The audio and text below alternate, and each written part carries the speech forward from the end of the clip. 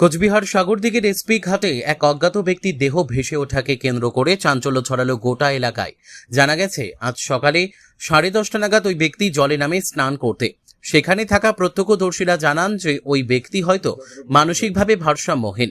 তবে ওই ব্যক্তির নাম পরিচয় কিছুই জানা যায়নি। দেহ ভেসে ওঠার খবর ছড়াতেই ওই এলাকায় মানুষের ভিড় জমে যায়। খবর দেওয়া হয় কোচবিহার কোতোয়ালি থানায়।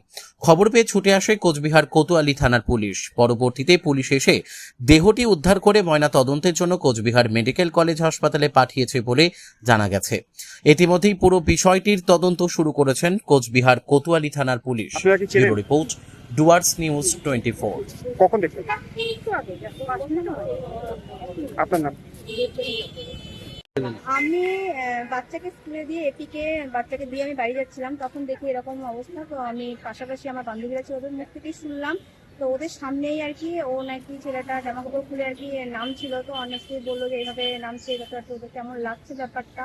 তখন ওরা বলছে যে নামিস না, যত বলছে নামিস না, ও আর কি হাসছে। ছেলেটা জলের মধ্যে, জলে যেমন বাচ্চারা জলে যেমন খেলে, ও সেম ওভাবে খেলছে আর হাসছে। ওদের কথা শুনে ও হাসছে, তাতে ওরা বুঝতে পারছে মানসিক ভারসাম্যহীন হলেও হতে পারে।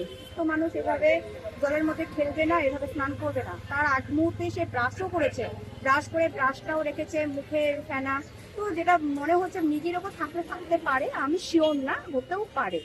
কখন এই ঘটনাটি কখন? এই 10:30 10:30 এরকম হবে। বয়স কেমন হবে না? বয়স 28-29 তো এরকম হয়তো হতে পারে। একদম লম্বা চওড়া, একটু স্বাস্থ্য ভালো, একদম ভালো দেখতে একটা ছেলে আর কি, অল্প বয়সেরই ছেলেটা। শোনা যাচ্ছে মুখ দিয়ে একটা ফেনা বেরিয়েছে। হ্যাঁ, তাই কি মনে হচ্ছে? দেখুন, আমি তো ওভাবে বলতে পারছি না কি বেরোচ্ছে, কিন্তু হতে পারে মৃগী রোগও হতে পারে। আমি যেটা শুনছি মৃগী রোগ হলেও নাকি ফেনা বের হয়, অনেকে আর কি ডাউট করছে সেটা, কিন্তু আমি শিওর না। আমি যেটুকু দেখেছি, আমিও সবার মতন, আমিও সাধারণ মানুষ, আমি দেখেছি, ওটাই বললাম। আমরা আমরা জানি না কি ব্যাপার, তার পার্সোনাল ব্যাপার, তার বাড়ির লোক সেটা বলতে পারবে কি ব্যাপার, কোনো রোগ আছে কিনা তার। যেটুকু আমরা দেখলাম সেটাই। পুলিশ কখন এলো, কি দেখলেন? পুলিশ আমি আসার আগেই, আমি ওই দিক থেকে ওই মাথা থেকে আস্তে আস্তে পুলিশের কাজ করেছি। আচ্ছা, আপনার নাম? মায়া বললাম। এখানকারই? হ্যাঁ,